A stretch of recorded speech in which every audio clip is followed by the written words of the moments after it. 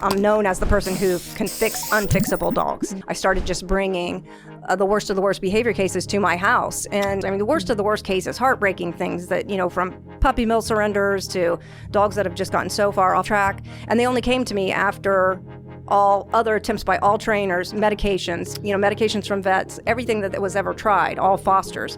Then I would get the dog. When you can take an animal or a being that's that, default happiness, default joy, default trust, and, create a world where that dog gets so traumatized from going from home to home, losing its home, not even knowing why, all because the parent did not know. Not figuring it out was not an option.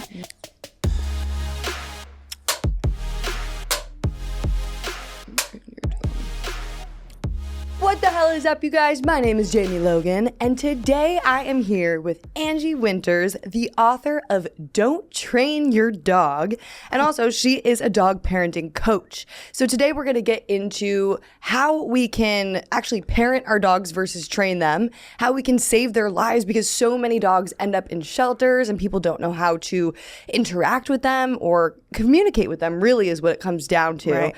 And so I'm so excited to learn about all of this and kind of delve into the world. And hopefully after this episode, if you guys are dealing with miscommunication with your pet, maybe this will clear some things up. So Angie, welcome. Thank you. Thanks for having me. Thanks for making the time. You came all the way from Ohio. Yes, it's important. What's New York been like for you this past few days? Very busy. It's a very busy place, very different from, where we're from in Ohio, but it's great. And I saw so many things in a very short period of time that, everything's located right here. So it's been great. Have you seen some doggies walking on the street and some miscommunication going on? There's always miscommunication going on, but yes. But actually, what's interesting is that dogs here are, so accustomed to the noise level that it's very different. And a lot of times noise is a big problem for dogs in living in our modern society. So that's a thing that initiates a lot of fear. So we have to know how to undo those fears. That's what's very important. Undoing the fears. I feel like I need you to work with me. Like this is, I got so many problems going on. I'm like, do you work with people too? Or just No, we all do. But that's the beauty of this dog work is because unlike dog training and typical dog training where it's like we have to do 30 repetitions of this and we have to do this with this kind of treat on here and or it's a fear-based where you're more, invoking fear to get it to work. So the way I describe it is typical dog training either approaches our dogs, which are very emotionally invested intellectual members of our families at this point. And we can talk some about that, how they're actually born to be part of our families at this point. And then we're taking this either fear in equals reaction out or food in equals reaction out. And neither one of those actually works for family skills. For teaching the actual family skills, dogs need to be fulfilled, happy, and to not lose their homes, and for, not to chase kids, not to be afraid of the, delivery truck, everything that goes on with modern human life of which they have to live in it with us. Yeah. So we have to be able to teach them how to do that. Otherwise, we're just setting them up for failure and worse, or they're losing their homes and their lives. Right. People will blame the dog and they're like, your dog is crazy. Your dog is vicious and out of control. And really the truth of the matter is like, how were they raised? Well, and most of it was, most of it is even aggression is initiates from fear. So 95% of it. So if you know how to cure fear, you can really then work on the aggression. But this definitely falls into the category of, humans make the mistakes and the animals pay the price for it. And that happens a lot. But the case with dogs, and it makes it extra sad, is that most people are not trying to do that. Even the people who are really trying their best for their dogs, when you're in this dog training mentality, you do not have the right perspective in order to make it work. Or, you can make it work a little bit sometimes, and they learn a few things because they're so smart, right? But then when people think that they're going to teach the family safety skills and the rules and fulfill them with that same way with fear in or treat in, then it doesn't work. And then things go downhill quickly. And then they're like, something's wrong with my dog. Right. It's this misunderstanding. And I guess this is a major problem, being that we have millions of animals going into shelters, not coming out. There'll be breaking news that somebody got mauled by a dog. And then it puts a bad, it makes, certain breeds look bad. Right. I mean, it does. And really, the greatest thing that is in this book, in my opinion, well, there's a lot of great stuff in my opinion, but the greatest thing is, one of the greatest things is this, what I'm teaching in here and what I teach dog parents works for any breed, any age, regardless of past experience. Doesn't matter if they're male or female. This works on the actual, dog emotion, what dogs feel and how they're feeling about their environments and how they're trying to read everything that the person is trying to tell them. But when the person's on the wrong perspective of dog training, then it makes them confused. Right. But the beauty of dog, for sure, is that they can change quickly, and they can change no matter how many years they've been doing it. They can change fast, given the right information and the right support. Right? So I'm so curious, what got you interested in this kind of work in the first place? Was there a dog in your life growing up? Like, what made you want to take on this line of work? Well, it's a story that it initially starts probably 28 years ago when I started exclusively doing this kind of work with dog emotion and rescue dogs. And I'm known as the person who can fix unfixable dogs. That's how it started out. And I didn't really even pick to do this, but I know at this point it's my mission, and I know that I was meant to do it. I had some things happen in my personal life, even about 6 or 7 years into this dog work, where I was figuring out a lot of things. I started just bringing the worst of the worst behavior cases to my house. And I was also raising 2 young boys at the time. But the end result of that is that now I know how to fix it. I know how to raise them and everything, even in a chaotic family with little kids, and regardless of whether you're in a high rise or a suburban neighborhood.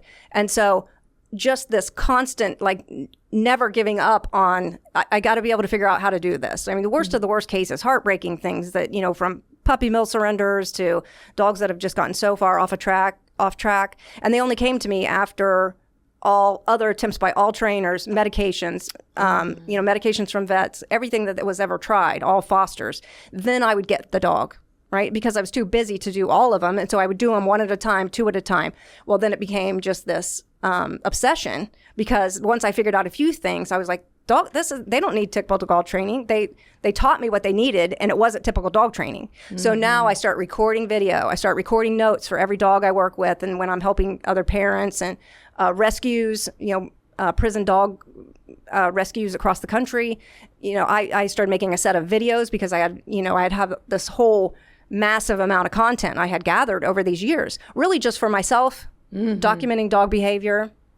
And then to show the fosters, or to show other people working in rescue how to help. And that's how it started. And then it turned into this. I am actually living a second chance life now. And I know that dogs are the reason why I survived, because I really feel like they saved my life. I know they did. And in a dramatic 24-hour period, I was otherwise on my last day on earth. I know this sounds dramatic, and it was hard to talk about for a lot of years, but now I can. But the beauty of it is I was saved by a miracle, and I know the reason why I was saved was because of the dog work I was doing. And so but I had always thought, this is too hard to get into a form everybody can do it. It can't just be in a book, or it can't just be in a video. It has to be systems, recipes, prescriptions for fixing things that are super effective, but also simple and work with everyday life. So that's very hard. It's hard to take something very, subtle and complicated in some ways and make it super simple. So I've just been refining over the years. Next thing I had to do. And then when COVID hit, is when I started to write the book. And then it kind of just flourished from there, that so quitting is not an option. It's not something I can just be like, well, that didn't work. You won't give up on them. I want you to talk a little bit deeper, if you're comfortable, about what that means, that the dog saved your life and now you're saving their lives. Well, so I was, saving their lives, for lack of a better word, but, just helping all dogs in general. And, when I grew up in a farming community, and I was just obsessed with all animals. I always spent all my time outside with animals. And I knew I was always different about animals than most of the community I was around. But then as I got older, and then when I had kids and I just was, living in a regular suburban neighborhood, that's when it became focused on dogs. So I start this dog work. It's almost like it picked me. I didn't really pick it. I had always done typical training. I've trained dogs for social media, for television. Like, those are really glorified tricks. Right? Sit for a treat then you take this super, really intelligent animal that's intertwined with us, born intertwined with us. So I'm discovering all this. I'm discovering that, they look to us for help immediately the moment they're born. And that's played out in recent studies. I mean, we're actually in their DNA. So they trust us immediately. And wholeheartedly, and they're just so vulnerable. And then they're working with this communication pathway that they're born with, and we're born with it too. I mean, we know that they're communicating for us. They're asking us for help. Like the example I give is, a tennis ball goes under the couch. Immediately they do look for you for help, right? And they can follow our finger pointing, our facial gestures. So in the book, it talks a lot about being careful with your face, what look you're having on your face. Is it worried? Is it frustrated? Because that's what they're paying attention to, not sit for a treat. Wow. Down, heel. They're doing that stuff because they want to please us and try, and they're smart. But that's not communicating to them what you want them to know and understand about living in the world. But back to the personal question. So I had a rare nerve condition called trigeminal neuralgia. I didn't find out later that it is genetic, and I don't think they thought it was genetic at this time, but people don't normally get it until they're much, much older. And I think I got it when I was, 40 was the first time I had it. And it's hard to describe. It's widely considered to be the most painful condition known to man. It's like electric shocks in your face. And I would have 30 electric shocks in my face a day that I couldn't eat. I couldn't step out in the breeze. I mean, it really is like torturous. It's called the suicide disease because you can't live with it. Well, I was 5 years into it, searching for a cure, trying everything I could. And finally, I was just basically starving to death. I was on 9 kinds of medication, a lot of painkillers. And, but I was trying to stay alive for my dog work, for my kids too, raise my boys. And so I fought really hard, and I'm not a person who gives up, right? So I fought to the last, amount of energy I had. And it got down to where I would drink a little protein drink a day to stay alive. And I had to take shocks in my face to do that. So eventually it's, your time is going to be up. And so on the day my time was up, I knew I had about 24 hours to live, I thought. And I faced it. And at first it was terrifying. And then, there was some peace that came with it. And, there's nothing you can do sometimes. It's like you're not in complete control of everything, even though you think you are and you feel like you are. Life will happen, whether you're prepared for it or not. So I accepted it. And then there was a strange turn of events, like a head spinning turn of events that happened with all my friends and family around me that I had nothing to do with. And long story short, within 24 hours, I was rushed to Pittsburgh, and I had brain surgery by doctors I had never met before that. And they woke up cured. What? And alive. And immediately I was just the moment my eyes opened in that recovery room, I was profoundly struck by the universal love for dogs. I barely touch on this in the book, just so people understand why I'm not here for fame. I'm not trying to be a dog trainer. I don't want to be a dog trainer. I never have been. I want to save dogs, and I want to help dog parents, teach dogs the real things that they need to learn, to don't bite kids, don't run out the door, without having permission so you don't get hit by a car, to understand why we do these things. No, we don't do that, but here's what we can do. It's like a balance, like teaching kids, it's a balance. And I show them parents how to strike that firm but supportive balance. So there's no harsh and there's no just over permissive either. I use plenty of treats, but you got to strike a balance of that. Treats are just for, enhancing things and making other things feel good. But there are certain levels of fear that you cannot use any treats on. When you're trying to teach not aggression, when you're saying what I call the what's not allowed recipe, you cannot involve treats in that, because it confuses them, right? So it's so much simpler than dog training that when parents see it, they say, it can't be that simple. That looked like magic, but it is. Wow. That simple.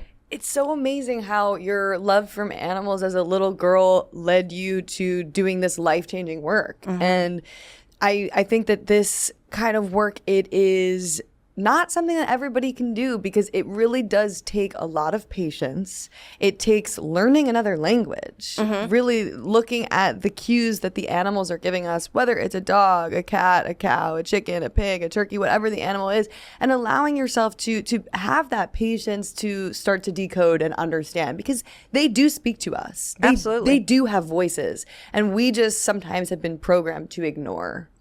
Right. Well, those because voices. we're all, especially in the case of dogs, we're thinking of it in this dog training way, and to think of it in that dog training simplistic way is to say that they're not capable of developing any self-control, that they can't make decisions on their own, which they can. They can make some decisions. Yeah. My dog that I talk about in the book, that he was a border collie. Generally believed to be the smartest dogs on the planet, but I've worked with 1,000 dogs. They're all smart. I mean, they're not all border collies, herding dogs, but they're smart. And they're constantly reading our faces, our voices and everything. So that was the reason why I continue to do the work, is because now other dog parents don't have to be super patient. I mean, you have to, but I've cut through all that to give you a simple recipe. So now everybody can do it. Right. Right. So you don't, it takes way less time than regular dog training, and it actually works. But so I'm going against a giant corporate machine. Right. And a dog training certification and dog training world is a $1 billion industry. So they don't want me to say this, obviously. Yeah. And I have nothing against trainers. The trainers are trying to, especially the, all permissive ones, they really have their heart in the right place and they're trying to do the right thing. And I mean, I don't use anything, but like everything I do with dogs is positive.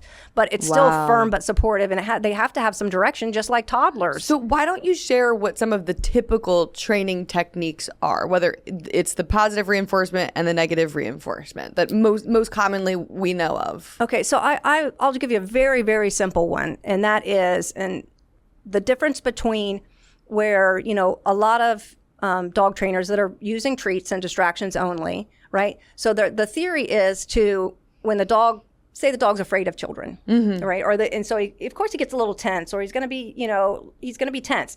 Number one, reading that tension early, because early guidance for dogs is super effective. It's like a dog parenting superpower. But even if you don't see it early, and you learn to very simplistic combinations of dog behavior language in this book, not some big complicated chart, like, they're just simple things. Raising one front paw is where they come upon something they're unsure, right? And if you give them guidance right then, don't worry about that. Now play that down. Then a fear never develops. But once one fear is allowed to develop, I have discovered, because I ended up making a dog fear thermometer that has 3 levels of dog fear, because I figured out finally that there's not one lump sum category of dog fear. So, and in typical dog training, there's one lump sum of dog fear. And so, but I knew that, like, treats would help with some and not with others, or, distractions would work with some and not with others. So I kept careful, notes and video of when these fears would develop, or the notes, body language beforehand. And so I eventually figured out that there's an unlimited number of things that dogs can be afraid of. Unlimited. That plant, they can be afraid of anything that happened. Maybe that plant fell over and made a noise. Now I'm afraid of all things that look like that. Now I'm afraid of a vase or a glass. I mean, they're so sensitive. Their emotions are so sensitive. And they've read from me, depending on what happened when this thing fell. Right? They're watching my behavior. If I play it down and act like it's nothing, right? That fear may never develop. But if a fear does develop, which is usually triggered by fleeing the situation, and so it's like we need to make them understand it's okay to stay here. That that scary thing does not control this area, right? I'm going to take care of this. Play it down. It's no big deal.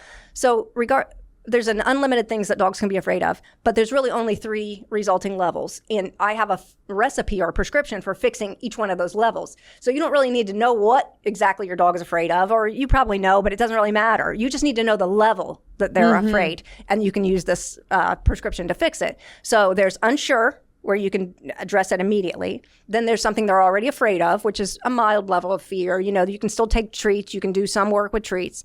And then there's terrified, and they will not take treats. They will not do anything. You have to do very specific dog parenting prescriptions just to walk them through that fear and get it over. But if we don't undo these fears, then I've noticed that dogs, the next fear will happen quicker. And they think there's monsters in the world. They think they're, navigating these monsters that might pop out of the woodwork, So you have to relieve that of them and say, no boogeymen live here. Aww. Right? So you got to adjust, but it has to be easy, and it has to work in everyday life, and that's what the book's about. Right. So one way you're saying is through treats, maybe positive, it might work for some, but not for others, because there's different levels of fear. But one of the common training techniques that I have seen firsthand is negative reinforcement training and prong collars. Yeah. And I actually do have like a sort of like personal story with that, and being a animal lover, vegan, somebody that I would never hurt an animal or want to see an animal be hurt. Right. I had this experience with this prong collar where I saw this dog named Ace online on one of the euthanasia Facebook groups that I'm in. I come across these pages where it's like the dog's got like 2 hours to live if somebody doesn't pull them. And I just saw this picture of this one dog and I was like, I can't let him die today. Like, I have to take this dog. So I call the number. They interview me. They're like, okay, we can transfer him from North Carolina to New York this weekend. So they brought this 90-pound huge pit bull that had some behavioral issues that were listed on the thing. But I was like, I think I could handle it. The main thing was that he didn't like other dogs. But he seemed to be fine with people. So I was like, okay, well, if he's okay with people, then I could probably handle that, right? Right. So he shows up. I end up having to go to this like random gas station in New Jersey at like 2 a.m. Yeah. He gets out of this van. There's a million other dogs in the van. And he gets out and he's covered in dirt. He's filthy. And he's massive. And I'm like standing there and I just start thinking, what have I done? I don't even know if I can hold the leash. Yeah. He's huge and he's going to pull me. He doesn't like other dogs. I don't know what I'm doing. Yeah. Well, I bring him in my car. I drive him. My dad lives in Jersey, so I was like, let me just go give him a bath or something at my dad's house. And so we get there, give him a bath, and he was pretty chill, actually. Actually, when he was in my car, I had a thing of blueberry treats, and I gave him one, and I was driving, and next thing you know, he's in the entire bag of treats, and I was like, I can't stop him. I'm definitely not going to take the treats away from him. Yeah, well, and you're also driving, and he's been through a lot. Yeah. And honestly, looking back, I probably should have like tied him up or buckled him in, but I just didn't at the time. But anyway, so I then bring him to Brooklyn where I lived at the time, and I would walk him down the street, and it took everything in me to hold the leash back when he would see another dog. Yeah. And it got to the point where it was almost dangerous because if I let go of the leash, he will maul another dog. Right. And he's huge. Right. And so this one time I was walking in McCarran Park in Williamsburg, Brooklyn, and this dog trainer happened to be walking by and he sees me with this like out of control dog and I can't control him. I love the dog, but like I am just he's literally pulling me. It's like it looks like a cartoon, me like flying down I've the seen street. it many times, yes. I've seen it, yeah. And so the dog trainer, he comes over to me, he's like, I can help you. He goes, give me one day or a few hours with you and the dog. And he didn't even charge me. He just really wanted to help me because I was fostering the dog. And so I was like, okay, great. And next thing I know, he puts a prong collar around Ace and starts like training him where whenever he would pull and see another dog, he would yank the leash. And I was screaming. I was like, no. I was like, please don't do that. Please don't. Don't pull him. And next thing you know, that dog never pulled me again. Well, what was his eventual, what did his behavior become like the next week or whatever? I mean, did you? So he ended up getting adopted, and I believe that the people that adopted him now use some sort of like harness sort of situation. So yeah, but he did stop. Like he was so much easier to walk after that. But I'm glad you told that story because this is a perfect example of what I'm talking about. Yes, I mean, they're huge breeds and powerful breeds, and they're the same on the inside. I mean, they just have a more powerful outside and intention depending on how they've been raised. But regardless of breed, I mean, I don't suggest anybody, you don't have a lot of experience with dogs, but I should say that's why I wrote this book, is because if you had this information was in this book, you would have gone into it with a completely different mindset, and you would have had some tools in your parenting toolbox in order to work with that. You know what I mean? You wouldn't have been going in blind. And so, surprisingly enough, even people who are adopting a dog and plan on adopting a dog and do all that, they're still going in blind if they only have dog training information. Right. So you need parenting information that helps the dog understand its new environment and how you can get them to be very comfortable in a very short period of time. Yeah. And dogs can do that if they're given the right thing from the person that they respect and trust. But you got to earn that respect and trust. But yes, he was having reactions to what he's practiced and he's been doing. And this guy did get his attention by doing this. But what I'm saying is I've told a story about this dog, Junior, which is a Labrador. And so you think, oh, that Labradors are super sweet. They're not going to attack anybody. This dog attacked every dog it ever saw, tore out apart every crate it ever had. It went through foster after foster, and pretty soon it was in a kennel that was just a blood donor for a vet service. They were keeping, but he was alive at this point. And so he had some advocates, and I was working with other dogs, so I could not take him then. I had not even seen him. I had plenty of other dog cases I was working on. And so a local trainer, no nonsense trainer with the choke collar, volunteered to take him and extinguish his dog aggression and for like a 2-week boot camp. Well, he returns him after 2 weeks to the rescue and says his dog aggression's cured. But then every time he would go to an adoption program, all those things would go back. Like he went to a meet and greet for new, but he was just as aggressive to other dogs. Couldn't be kept in a crate. Well, but whenever he was around that trainer, he was super well behaved. That's right. Right. And he wouldn't attack that guy's other dogs, but he still attacked every other dog that he saw when that guy wasn't around. And to make matters worse, then by the time I got him, I couldn't raise my hand or raise a leash up because he would lose his bladder.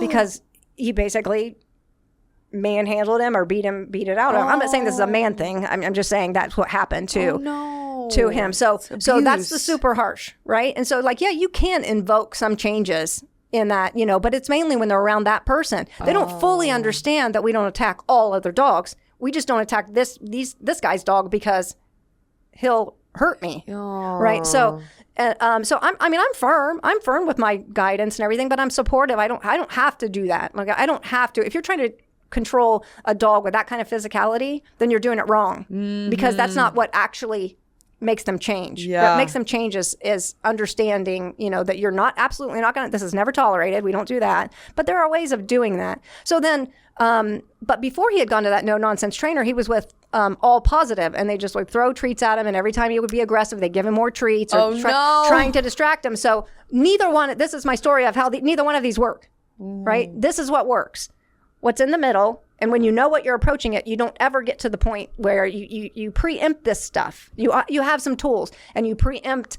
You don't just walk out and have them drag you across the thing because you know better because you have information. But you, like many other dog parents, don't have the information. No, it's not out there. You can only see typical dog training information. I mean, I've had it, and I've been doing this for 28 years, and I'm doing it just every time I come in contact with, word of mouth, spread to different rescues. And so I've been working with a lot of people, and I've saved thousands of dogs through this. But now I got to do millions. I need to save millions. Yeah. And so that's why I had to put it all in the form of a book. Right. Where we can now have the formula. I mean, I wish that I had this because, I am never for using any sort of device that would hurt an animal and whatnot. But the guy was saying, he's like, he barely feels it. And I was like, I think he feels it. I don't think he likes this at all. And I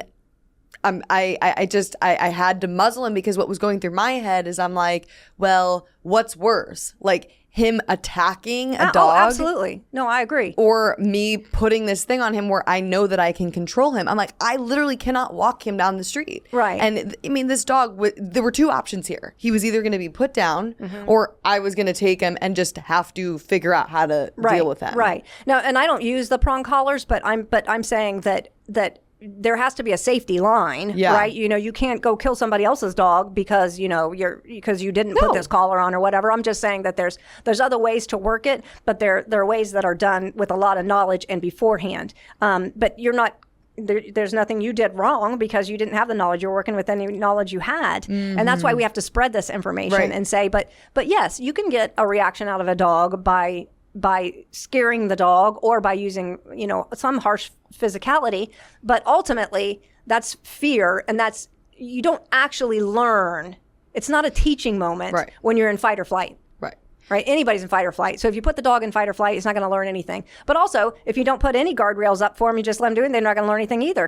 And both of those things cause fear and aggression. Issues, right. So being that I'm sure the audience is wondering, they have to read the book to really understand what some of these teaching techniques are, but why don't you just give us a few tips or just a little bit of when you first get a dog, what is something that you will do? So if I was first bringing a dog into my house, whether it be, if it's a puppy, there's, you're going to work with the perfect potty recipes in here and the, crates and stuff like that. And there's not been one dog that I've gotten, no matter what age or anything, that I could not have absolutely loved their crate within a 3 or 4 day period, regardless of their past experience with crate, with this crate comforting recipe. What is the purpose of a crate? Why should somebody crate train? So a crate is like a crib for a baby. So, but the thing that typical dog training gets wrong is that they think that if they throw treats in there only, or if they have them perform a sit or a down near them or outside the crate or whatever, or if they're harsh and they, shove them in there, both of those things are not going to work. So the way a dog parent can do it, a smart dog parent can do it, is to just act like I have the crate there. And I set up the whole parameters of where this crate looks fantastic, and this crate is comfy, and this crate has, pieces of hot dog or something magically fall from out of the skies into vegan hot dog. Yeah, vegan hot dogs fall from the sky.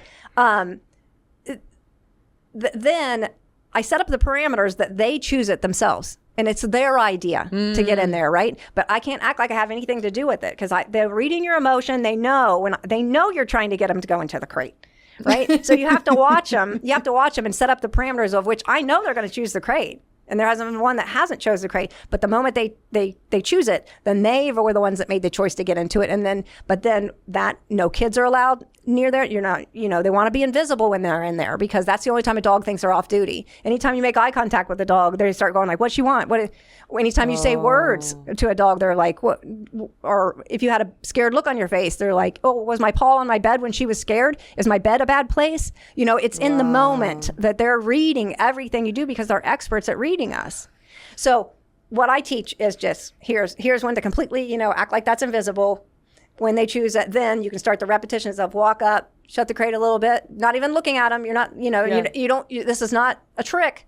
This is not, dogs are too smart to be tricked, and then they won't trust you or respect you, and they know you tricked them, like if they turn their back and you shut the door, right? So you can't do that. Here's the real way to do it. Just go straight forward at it. This is what we do. This is our routine. Close the door for a second and then walk away. Don't just open it and walk away. Like you had nothing to do with it. Like if you set up a dog's world so that this is just the routines we do, and you make them feel good about it, then how dogs, anybody who's had a relationship with a dog or does anything, they always know that dogs love their routine, like a 2-year-old. They do. Like, I want to do the same thing in the same order with the same stuff at the same time of the day, right? They think that gives them comfort, right? So when you convince a dog that the crate is a routine, or that we don't attack other dogs as a routine, or when I say no, that's not allowed, that's a routine. You stop having to tell them it over and over again, because they accept that that's a routine. And once they accept it, then their self-esteem comes up, because they walk around with pride and happiness and stuff when they know exactly what's allowed and exactly what's not allowed. Right. But you can't be frustrated, you can't be angry, you can't be any of these things when you're doing these teaching moments, because then they're not teaching moments. They're just the dog trying to figure out why you're upset. Right. So a specific example would be like, let's say you're walking a dog down the street and they just keep pulling you. What would you do in that situation? So it starts before that. So the first couple chapters of the book are an overview. And again, this is not a boring training book, for lack of a better term. This is not a boring training book. This is like how dogs read us, how they're born to read us, what this current situation is, and what they're thinking of our modern environments and us in their lives.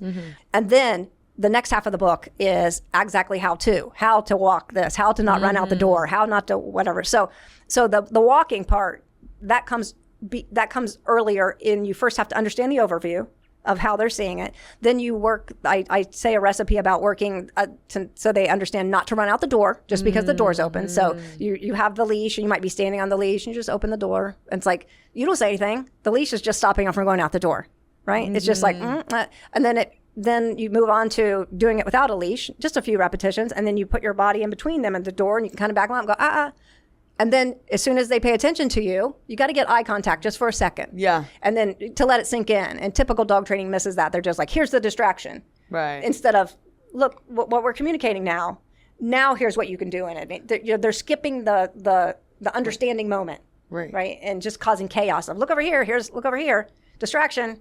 I use substitute behaviors, but that's after I've made my point.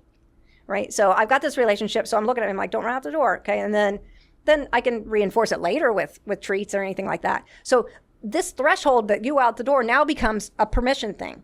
So when we go out to a walk, he's asking my permission, are we going to go out the door already? So he's already focused on me. Are we going to go out the door? Am I allowed to go through the door now? Because is it safe to go across the threshold now? Right. So then you start out, or so I go out, and if you're trying to teach a dog to walk on a leash, then you put them on a long lead, or you play whatever they can play as long as possible until they stop playing. Because you got to just take time to do this. Is when you're teaching.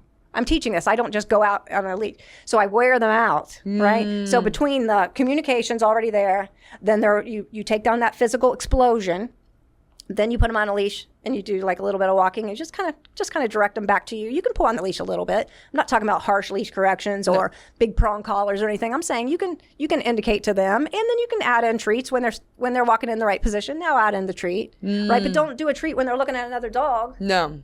Right? Because then their mind's there and they're looking at another dog. Or if you have a dog that you already know is aggressive, then you make the correction. You say, like the moment their body even does this for a second. You know it's coming. Don't wait for it to happen. And then the emotions get all worked up. Right. Then you're trying to pull this high emotion thing back down. Still has to be done, but you can do 90% of everything that people are doing wrong, I should say, or people are mistaken about, can be fixed by planning it in advance. But they can't plan in advance if you don't have the knowledge or a clear recipe that says step 1, step 2, step 3, 4 steps, and you're done. It's so interesting that you developed this formula and that it works for so many of these cases. Has there ever been a time that you've been really nervous around a dog because of their aggressive past? Have you ever gotten bit? And what have you learned from that? I got bit in the first, maybe the first 3 years. Ooh. Yeah, just a few times. Where I'd be like, no, and what's a bite? I mean, sometimes it's like, it's like a little, it's not like being mauled. Yeah, I mean, I wouldn't set myself up into a position where I'd be mauled. Like when I bring a dog in too, I leash them with me, companionship leashing. I have them with me right where I am. I go to the kitchen, I have them take them with me. Take them with me to each room of the house while we do stuff. That's instead of, you don't open the door and let them run all through the house, because that sets up a completely wrong scenario, which is wherever they run into, they're like, hey, I'm allowed to run around here. Chaos is here. Nobody's in charge. Where if you bring them in on a leash, all you're doing is, first of all, I'm giving him companionship. So he's never alone, right? So it's like when you bring a baby home, people plan to take time off. So if you're going to bring a dog home, especially an older dog or a puppy, then arrange to do it on a weekend. That's why my adoption program is 3 days. It works over a weekend. So you don't try to leave them or just slam them into a crate and leave. You make a plan to do it, and it works. Wow. So when you first grab it, then you have this technique where you want them as a companion. They're with you. Have you ever been afraid to leash them up or touch them like some dogs? No, because I probably I would be addressing it. So first of all, most people aren't going to go pick up a dog like you did, of that type of dog. You know what I mean? They're not going to do that, right? So, and sometimes unjustifiably, they're afraid of that breed. It's unjustifiable in most circumstances, because they're very sweet. Many of them are very, very sweet, but they are powerful dogs. Yeah. Right. And so you were taking a dog that came straight from a shelter. You did not get one from a rescue, and rescues would not give you that dog or have you adopt that dog because it wasn't ready to be adopted. So I can tell you what I would do with it, but it's not going to help the average dog parent, because they're never going to see a dog like that. They're never going to have a dog. Now, yes, dogs can, nip and bite and stuff, but in the last, 20 other years that I've been doing it, I've never been bit at all. So, and then the last few years, it's gone to mainly writing a book and stuff. It's like I had to stop doing daily work of it I had to stop saving a few so that I could save millions. Right. And that's a hard decision in itself. Right. Because I know I can see them and I know I could fix it. But at some point I had to stop doing that daily and do this so that I can. Also, I want to hit it at the root. I'm trying to hit it at the root. If dogs don't lose their home, then they're not going to be doing that. Right? They're not going to have to find so many homes. If adoptions are successful, they're not going to have to be doing that. Right? So I know that's how to cure it. That's how to make a big dent in dog suffering. What is something that you would say you've learned about the similarities or differences between humans and animals? What I say is, and people get this, they act like this is controversial, but I don't think it's controversial at all, because I think our inner voice already knows what our relationship is with our dogs, if you have one. So as one of a family member, whether it's your family's just one person and one dog, or you've got, nine people and 3 dogs, and it's all the same. Your relationship with them is still family. So I say that dogs are members of our family because they are actually born now looking to us for help, right? They don't learn that. That's just born as a puppy. They look to human faces. They look to us for help. So that right there is your first clue of how to communicate with them, number one, and it's not dog training. But they're our family members. So I say there's a lot of emotional similarities between them and like a puppy and a 2-year-old child, because they both need our guidance to understand their environment. They both hide behind us, try to hide behind you if they're scared of something. My cat doesn't try to hide behind me. She's just like, see ya. And she's gone. I might come out later if you guys deserve it. But dogs, they'll stay with you. And it's regardless of what happens, they'll stay with you. Like they're your family. So it's like dogs are like, whatever happens, it happens to all of us, be it fight or flight. We're all doing it together. So they're like that in that they're like 2-year-old children like that in emotional. They need guidance. They need to understand the world around them. They need teaching moments. They need for you to understand how to communicate with them. But the caveat is how you give a dog firm, supportive guidance is completely different than you give it to a child, because dogs need that instantaneous, in the moment of the emotion guidance.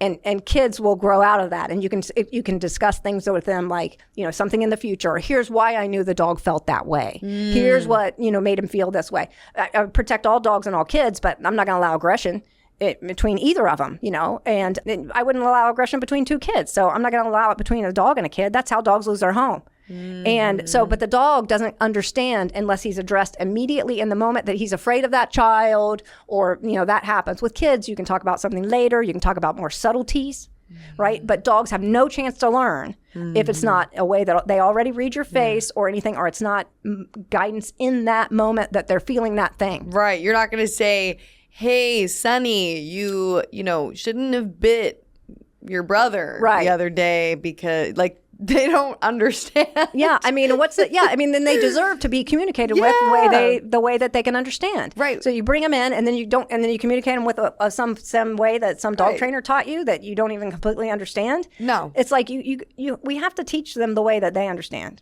Right. Or they have no chance. Well, it's the same with pottying in the house. If you don't catch them in the moment, and then you find the number 1 or 2 somewhere in the house days later, and you yell at them then, they're like, why are you mad at me? Right. And everybody's like, look, see, you can tell that I'm mad. He can tell I'm upset. He knows what he did. No, he doesn't know what he did. Aww. He knows you're mad. Aww. And so, yes, he's, and he knows you're pointing at the potty accident. So, he's like, it wasn't me. Well, I mean, it's like there's only so much. It has to be in the moment. If something's over for even a couple seconds, just make your plan for. You're the one that set up for it to happen anyway. You're the one that made the mistake, right? Because maybe you didn't walk them frequently enough. You set them up to fail because they ran around right after they ate. So my potty training recipe has just control factors, right? So when you're doing the food and water, they're going to get plenty of food and water. Everybody's going to get treats, but exactly when you're giving it and when you need to keep them companionship with you or to something else. When they need to take a nap so that they can, so that you take them outside immediately after that. It's a rhythm. It's like a rhythm to a potty schedule and like a toddler schedule, right? I don't think dogs are human children, but I don't think they need to be either. They still deserve their family members, and they deserve our guidance, and they deserve our effort, and they deserve to be able to learn the skills they need to learn to stay in our homes and be safe. Yeah, I love that you said this too, because I think it brings up this on one level, we as humans are so connected to animals, and it can be such a beautiful relationship. I mean, my dog growing up was, I think, the closest living being to me. I loved her unconditionally. I could read her, communicate with her. Honestly, that dog, she's 14 years old now. Best thing that has ever happened to me. I just adore her. I think part of the reason I am the way that I am today with animals is because of her. So you have this, on one hand, we as humans are so connected with animals, but on another hand, we then have to say we're so different from them to be able to exploit them and do the things that we do to them. Right. And so, this all being said, I actually, because of my dog, I started to think, well, is there really a difference between her and any other animal right. that I'm either eating, wearing, going to shows where they're being used as entertainment? And it's like, no, not really. They're kind of all the same. So on one level, we don't have to place them on the same pedestal as humans, but I kind of do. I kind of believe that like we are all here equally. And just because we don't necessarily communicate or see the world the same way that they do, they might see the world differently, but that doesn't make it any more or less valuable than us. Right. I mean, and especially in the case of dogs, it's like if they're born dependent on you, I'm talking about like different than any other domesticated animal even, which they don't deserve to suffer, and they don't deserve to suffer emotionally or physically at our hands. But dogs are the ones who are born intertwined with us. You know, they've actually evolved to look to us for help. So that gives a little extra special thing, as in, because they're going to live in our house with us. And that gives an extra thing, as in my opinion, that you have a responsibility to learn how to communicate with them in order to give them what they need and for them to understand, which is actually very simple. Then you flip back to this animal training mode as if I'm trying to train this domesticated or wild animal, and I'm not having that. Yes, I mean, all factory farming, you know, will be, in my opinion, we'll look back on that in 10 years and be like, this was a scar on humanity that's really terrible. Well, puppy mills are puppy farming. It's the same. And I live in Ohio and Pennsylvania, and it's the highest population of Amish. And their total exploitation of animals and things like that, you know. And when I was younger, I mean, I don't have anything against anybody. Can do their culture or their religion or whatever they want, but you can't abuse animals and hide behind it because of that's your, you know. I always thought they were peaceful, and you know they didn't use cars, and but you know, growing around on this, it's a huge problem. It's a huge puppy farming problem, and we've got to cut the money off from that. Right. When there's profit, there will be exploitation, and there's a lot of profit on it, and people. So stop buying dogs. And so.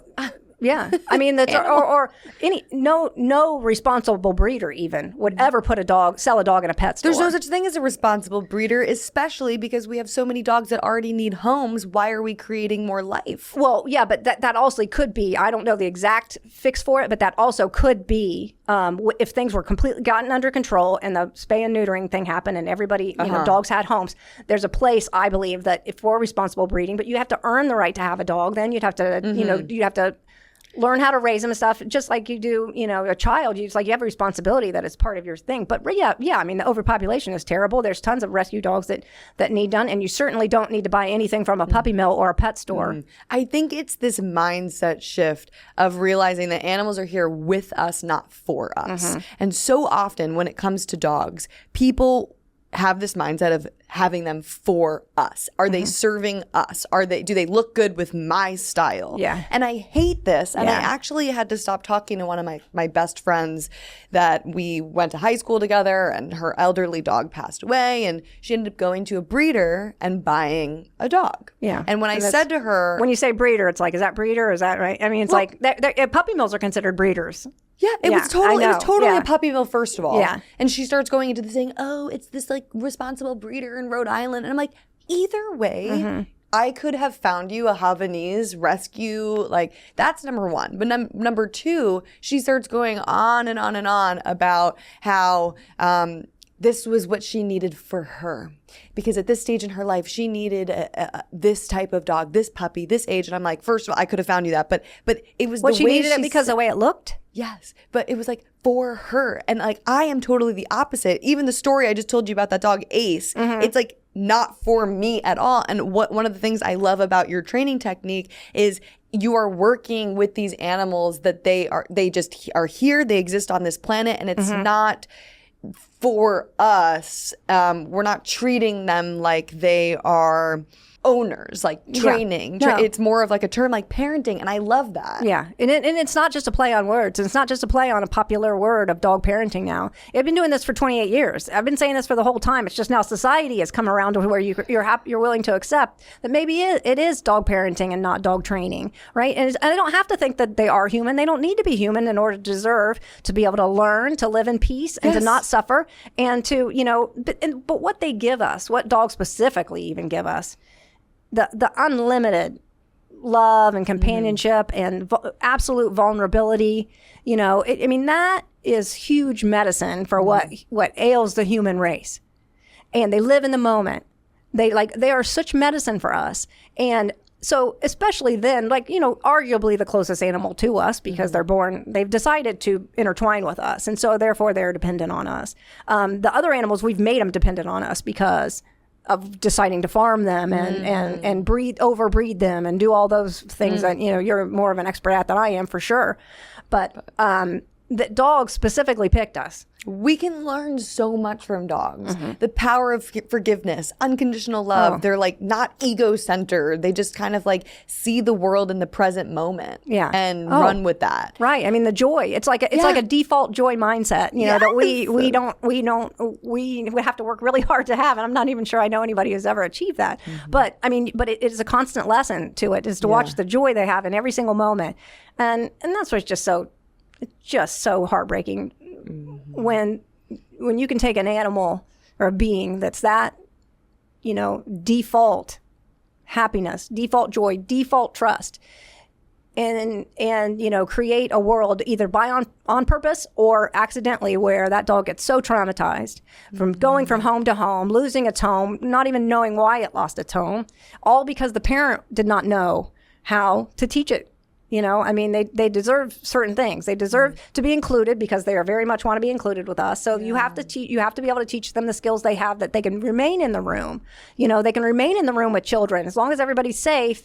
You know, I can fix dog and kid aggression like immediately. Wow. You know, I mean, I'm still going to keep my eye on it for a while. And as they age, you know, teach the child and teach the dog. It's just a certain way you do it. And the way we're doing it with dog training is making them completely confused. And then they end up actually feeling like the child caused that. Right. And so the child, I was right. See how mom ran in here? See how mom ran in and corrected the child? Or see how she got so worried?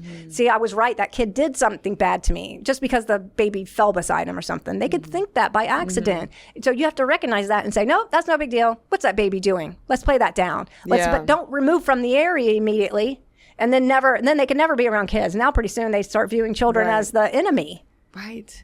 Right. We need to, what you're doing is to make it mutually beneficial for the dog and for the human, because it does come to a point where it's like, okay, you are paying for this animal, you're feeding this animal, you're housing this animal. And of course, if it's something that becomes where you feel unsafe to be around the animal and you feel that your children are unsafe, I understand why people feel that they just have no other option. Yeah, I mean, and sometimes it comes to that, and it's like, I want to say, like, I mean, I've never done that, and I wouldn't give away a dog, but I made a commitment to it. But you know what? I understand. I mean, I understand that this it's like when they've tried every trainer they can try, they've put so much money in it, they've actually done it, and now they have a dog that's afraid to come out, a dog that maybe has potty accidents constantly all over the house, which I've had plenty of those cases that I've had to fix.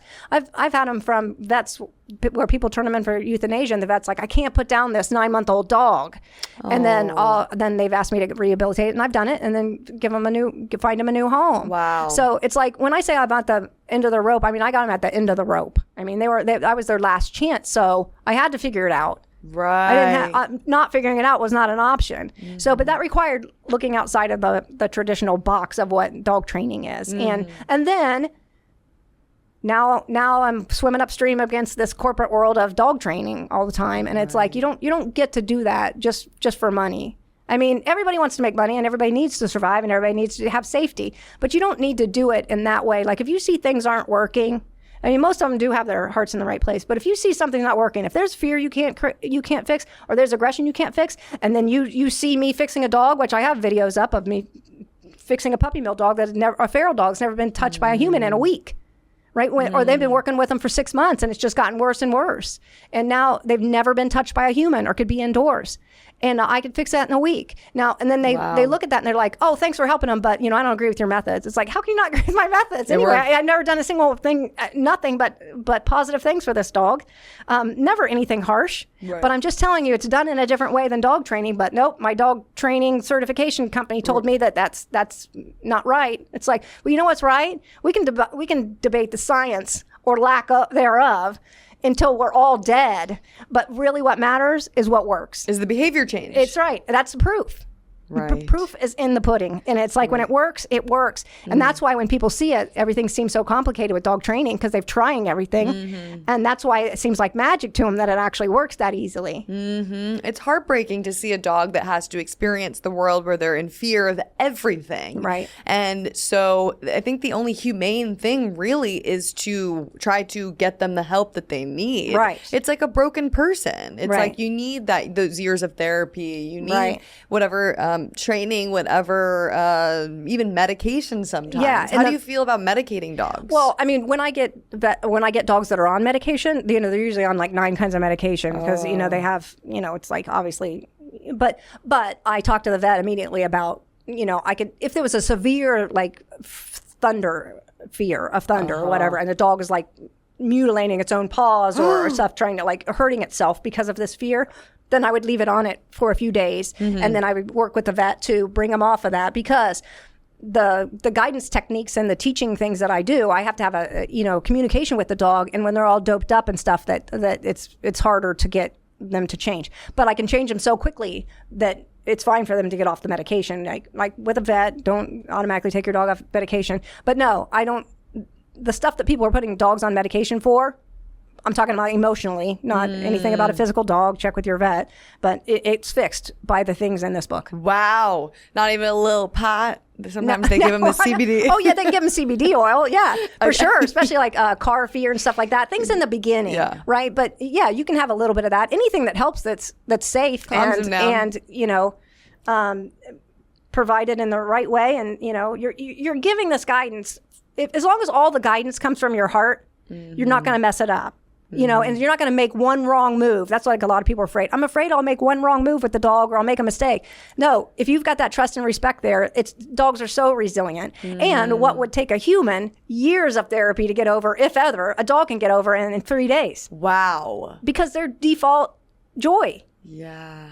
Default, they want to be in that default thing and they always go back to it. It's only when they've gotten so traumatized by humans and the world that humans have created that they get off of that. Yeah, that's the thing with animals is like they experience life in a different way than we do. And I think that, when we do think of this and these things in this perspective, they have heightened senses like smell, sight, hearing, and so it makes it almost worse when when they end up in these shelters because they're like their sense of hearing or smell, like they are aware, they know when they're gonna die. Too, when they're gonna be walked into that room, and so to be able to be in your position where you're like preventing so much of this suffering.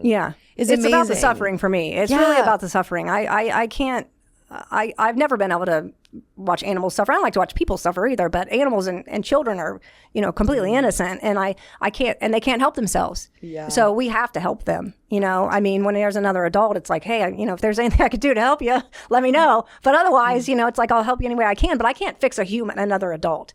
But you can fix children to a large extent. You can fix dogs, and so therefore I'm stuck in this position, and I have been for years. It's like I can fix it. Therefore, everybody's like, why are you putting yourself through this? Why are you doing all this?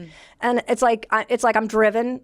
I have like a singular purpose in life now. I mean, I got this second chance at life, and it's unrelenting. It's like having a needle in my side all the time. I mean, I gotta continue forward with it. And everybody's like, why are you doing that? It's like, well, if you knew you were able to fix it, would you be able to stop? Right. Oh, I've got the cure for that, but I'm just, it's too hard to spread it, so I'm not going to do it. Right.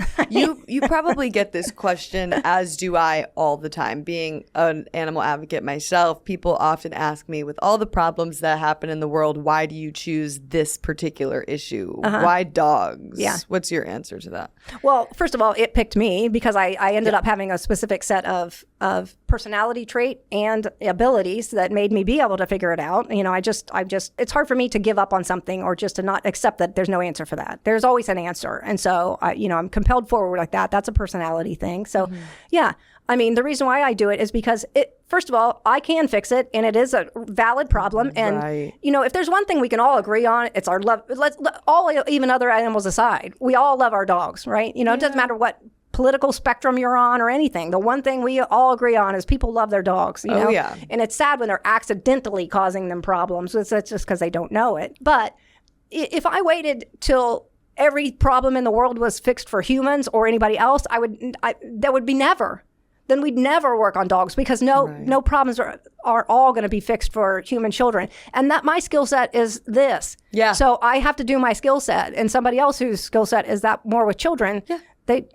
They're working on that. You know, I mean, I can't work on everything, and especially the older you get, the more you have to hone in on things. You can't be good at everything. Right. I love that answer, and it's like there are people working on human rights issues, you know, who are better at it than me. I mean, I'll do anything I can. Yeah. Do you need me to sign something or work here? I've done plenty of that stuff. Yeah. But you start honing down on what you're best at, and it's like we're not all supposed to be best at everything, and where you can have the most immediate impact and change. Right. And so that's what I live. That's what I live for, and that makes me be able to sleep at night. Yeah, yeah. You're changing lives. I mean, these animals, they each have a soul, a personality. Oh, they all are so personality, different. big personalities. Yeah, yeah. I mean, it's amazing. That's why I tell people it's like, you know, dog training, especially like harsh obedience, when they're like they don't want to call it dog parenting, and I get that, but I don't think they don't have to be. I don't think they're human children, and they don't need to be. To be parented. They need to be parented because they're part of our family, right? Yeah. And it's not a play on words. It's truly a philosophy of this firm but supportive parenting and this guidance and how to do it. So they get upset, like I'm thinking that that's a human or whatever. It's like, it doesn't even matter. Let's not even talk about that point, because it doesn't matter if they're a human or not. What matters is what they need and that they're part of our families. Yeah. But it's like, why get so upset about it? It's like, for me, my dog is my child. That is a human. I personally think dogs and cats are people too. I think chickens are people too. It's like, what really separates us from other animals? It's only a few.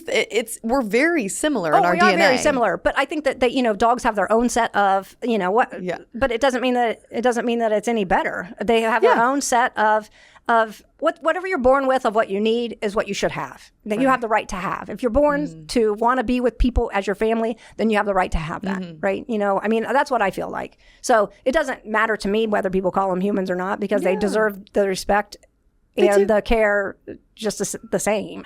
Oh, I just love him so much. Like, just when I think of my dog Daisy, like the only thing that comes to mind is just this overwhelming feling of love and joy. Oh, I mean, they make you smile every day. Yes. My cat makes me smile every day, but dogs are just like, man, they'll just do anything for you. I mean, you're their world. You're their entire world. Oh. So, that's a responsibility, I think. Yeah. I mean, it doesn't have to be perfect. No parent is perfect. You're not going to parent your children perfectly. So you're not going to do it perfectly with dogs. But once they're resilient, just like kids, they're very resilient as long as you have that trust and respect there. It's like, I tell people, even if I accidentally step on a dog's paw, I can fix that. Oh. That doesn't make them afraid of me, right? When a lot of default thinking is, they got afraid because they got stepped on one time. It's like, no, that's not it. It's you can completely undo that because they already trust me. And I played it down. Oops. Yeah. Oh, that's a mistake.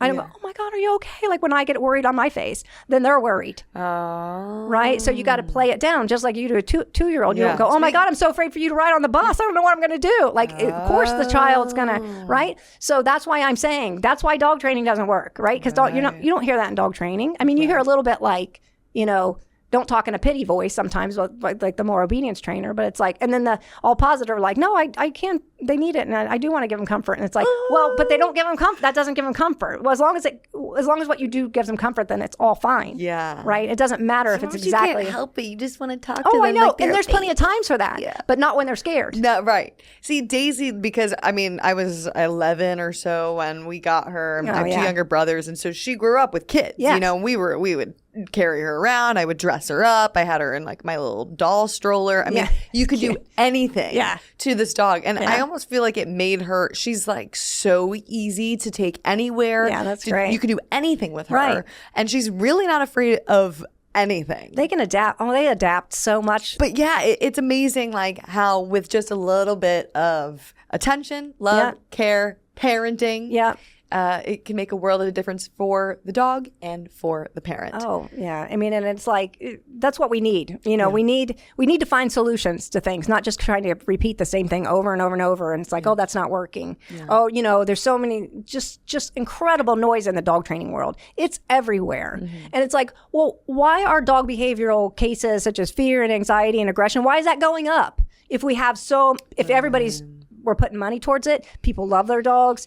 You know, we're viewing them as part of our families, which they are, and we're doing all that. Now, why are they going up? Because they're not doing it right. Because there's something wrong with the information. They got to read the book. Right. Don't train your dog. Yes. Okay, Angie Winters, it has been such a pleasure having you on. Thank you for this invaluable information. I can't wait to share this with everyone. If you guys read this and have feedback and maybe share a story of how this is working. Yes, at parentingfordogs.com is the website. This is available at Amazon, and the social media is Angie for Dogs with the number 4, Parenting for Dogs with the number 4. But there's a digital companion that goes with that book. So that if you want to see videos of me doing the things I describe in the chapters, you don't have to, because this has got everything you need in it. But if you want to watch video companion to go with it, that comes with the book. There's a QR code in here. You just scan it and go directly to the digital companion. And share stories.